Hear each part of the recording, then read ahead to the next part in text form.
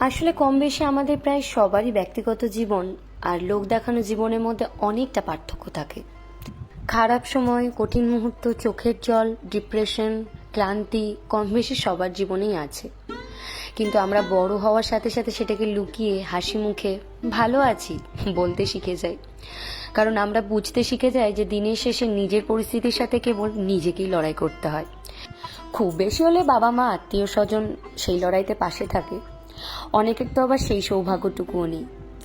তাই সমাজের কাছে ঢেড়া পিটিয়ে নিজের অক্ষমতার কথা জানিয়ে লাভ নেই কিছুই। মানুষ সান্ত্বনা দেবে, কিন্তু কোনো যন্ত্রণার ভাগ কেউ কখনোই নিতে পারবে না। সোশ্যাল মিডিয়াতেও ঠিক সেরকমই মানুষ নিজের জীবনের উজ্জ্বল দিকটাই তুলে ধরতে চায় বেশিরভাগ সময়ই।